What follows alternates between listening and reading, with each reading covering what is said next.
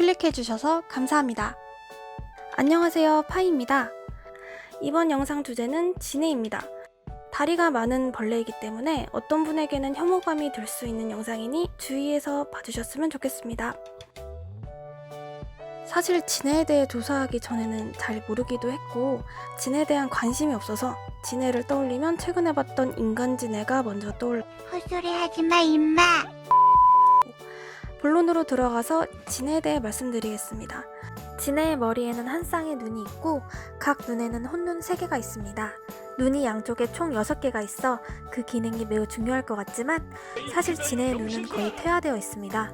실질적으로 진해의 눈 역할을 하는 것은 더듬이입니다. 이 더듬이로 주변의 습도와 온도, 수많은 냄새와 접촉에 관한 정보를 획득합니다. 호흡은 기관계에서 일어나며 기관계는 각각의 몸통 단락마다 한 쌍의 기문, 다시 말해 숨구멍을 가지고 있습니다. 진해는 기본적으로 다리가 15쌍의 기본이며 최대 많은 건 177쌍, 무려 354개의 다리를 가지고 있는 경우도 있습니다.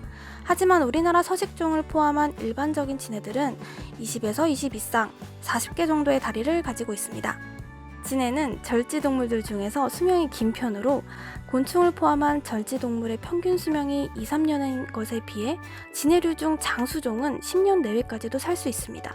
성장 속도도 성체까지 2-3년이 걸린다고 하니 1년 만에 다 자라는 햄스터나 토끼 같은 설치류보다 성장 속도가 훨씬 느리고 오래 사는 셈입니다. 진해의 독은 일반적으로 치명적이진 않지만 대단히 아프다고 알려져 있습니다. 우리나라에서는 진해로 인한 사고 소식은 들어본 적이 없을 정도로 희귀하지만 미국 하와이에서는 병원에 오는 응급 환자의 11%가 진해에 물린 사람일 정도로 많다고 합니다. 물론 대부분 치료를 통해 별 문제 없이 낫지만 경우에 따라서 혈관 경련이나 급성 고혈압, 심근허열 등 심각한 증상이 나타나거나 사망할 수도 있다고 합니다. 진해의 독은 심혈관계와 호흡계, 근육계, 신경계를 한꺼번에 교란시키는 작용이 있기 때문입니다. 이 때문에 쥐나 개구리 등 자신보다 덩치가 10배 이상 큰 동물들도 가끔씩 진해에 의해 죽임을 당하고 먹이가 되는 경우를 볼 수 있습니다. 진해에 물리게 되면 통증은 최소 30분 이상 지속되는데 심할 때에는 2-3일 동안 심한 통증이 계속될 수 있습니다. 참고로 통증은 매우 뜨거운 고통을 준다고 하는데 아주 매운 캡사이신 고추보다 훨씬 화끈한 고통이라고 합니다. 이때에는 암모니아수를 바르면 통증을 완화할 수 있고 비누로 씻어도 그럭저럭 효과는 있다고 합니다. 하지만 환부를 문지르면 정말 고통스럽다고 하니 문지르는 것은 하지 않는 것이 좋다고 합니다. 그렇지만 진해는 익충의 역할을 하기도 합니다. 진해는 철저한 육식동물이고 먹이사슬에 대한 위치가 벌레들 축에서는 상당히 높은 축에 속합니다.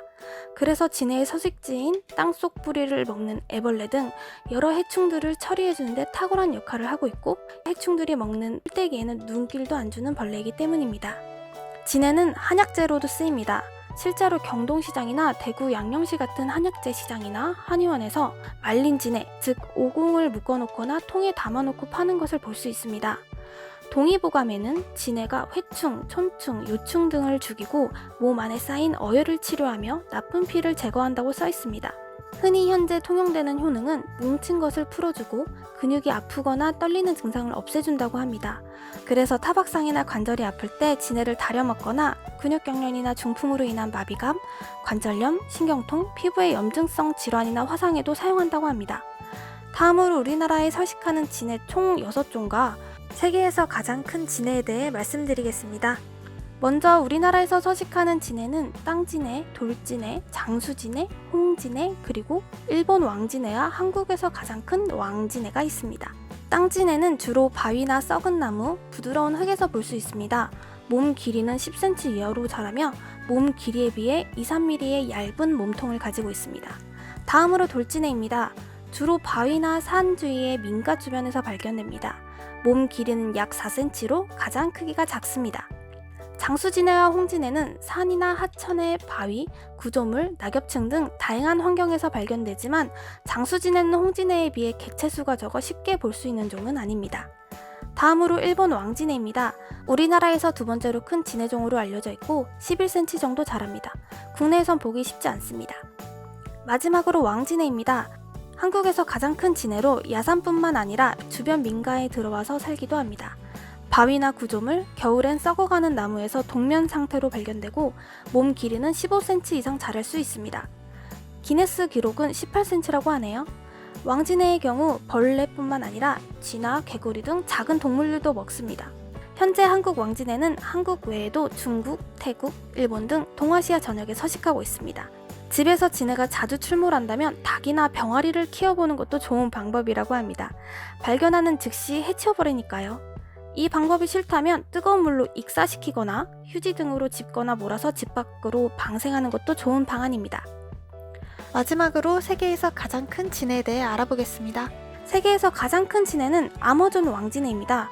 보통 아마존에 서식하는 동물들이 무지막지하듯 벌레 또한 예외는 없었습니다. 현재 발견된 가장 거대한 개체는 총 길이가 40cm이며 두께는 4cm라고 합니다. 손으로 4cm를 어림잡아보면 두께가 거의 뱀 수준이란 것을 알 수 있습니다. 지네 매니아들에게는 신적인 존재라고 하네요. 그럼 지네에 대한 영상은 여기서 마치도록 하겠습니다. 부족한 영상 재밌게 봐주셔서 감사합니다.